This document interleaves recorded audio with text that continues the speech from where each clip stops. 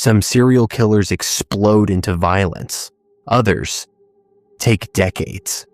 They don't rush. They don't panic. They age into evil. Albert Fish was not born a killer. He was shaped slowly, quietly, and by the time the world noticed him, it was already too late.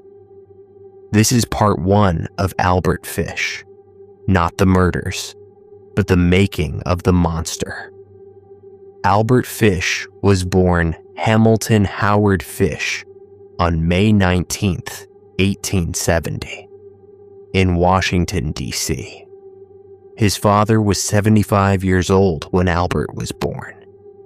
His mother was young enough to be his daughter. Albert was the youngest of 4 children, and from the beginning, he didn't belong. Even his name was wrong. He hated being called Hamilton. He chose the name Albert after a sibling who had already died, almost like he was stepping into someone else's place, almost like he was replacing something. This wasn't a normal family. Mental illness ran through Albert Fish's bloodline like a shadow that never lifted. An uncle suffered from mania.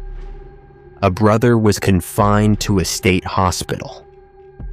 A half-brother lived with schizophrenia. His sister was diagnosed with a mental affliction. Even Albert's mother experienced hallucinations, hearing and seeing things that weren't there. This matters, because long before Albert hurt anyone else, his mind was already a battlefield. On October 16th, 1875, Albert's father collapsed and died at a train station. Albert was 5 years old. With no provider and no safety net, his mother made a decision that would alter history. She sent Albert to St. John's Orphanage. What happened inside those walls was never fully recorded, but Albert later spoke of it. At the orphanage, Albert was beaten regularly. Punishment was routine. Pain was constant. But something happened to Albert that didn't happen to most children. The pain stopped frightening him. He began to associate pain with comfort, with attention, with control. This was the moment the wiring in his brain changed, and once it changed, it never went back. By 1880, his mother rescued him from the orphanage, but by then, the damage was already done. At 12 years old, Albert formed a relationship with another boy. This relationship exposed him to behaviors that blurred every boundary. Soon, Albert was seeking out public bathhouses, places where privacy disappeared and secrecy thrived. Weekends were spent watching, observing, memorizing. This wasn't curiosity anymore. It was pattern building. And Albert was learning what he liked. By 1890, Albert Fish moved to New York City. He was 20 years old. In a city that swallowed people whole, Albert vanished into anonymity. He survived through sex work. He targeted the vulnerable, the very young. No alarms were raised because Albert didn't look dangerous. He looked invisible.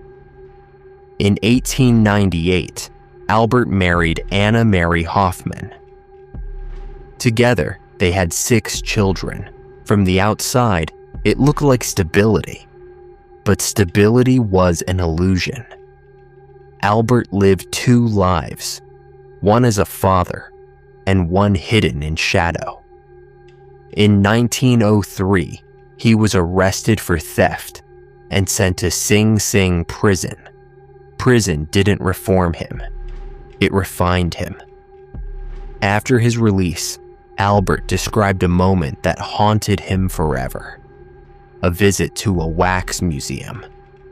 One exhibit disturbed him deeply and fascinated him even more. From that point on, Albert became obsessed with control over the human body, not emotionally, mechanically. This was no longer desire, it was fixation. Around 1910, Albert met a young man named Thomas Bedin. What followed was not a relationship, it was domination. Albert later confessed to acts so cruel that even recounting them felt wrong. When it was over, Albert left quietly. He never checked if the man survived. He never looked back. And that's the moment Albert crossed a line and realized he could. By the late 1910s, Albert began hearing voices. He believed religious figures were giving him instructions. He began hurting himself as a form of obedience. Needles, fire, pain as devotion. This wasn't guilt. It was ritual. And worst of all, he involved others. Pain had become his language. By 1919, Albert Fish was no longer just broken. He was dangerous. He began choosing victims he believed no one would miss. Children, the disabled, the ignored. He called his tools the implements of hell, and he believed God was watching. This was no longer preparation. This was the beginning. In part 2, Albert Fish stops experimenting and starts hunting. We'll uncover the children who vanished, the letter that exposed everything, and the crime so disturbing, police locked it away forever.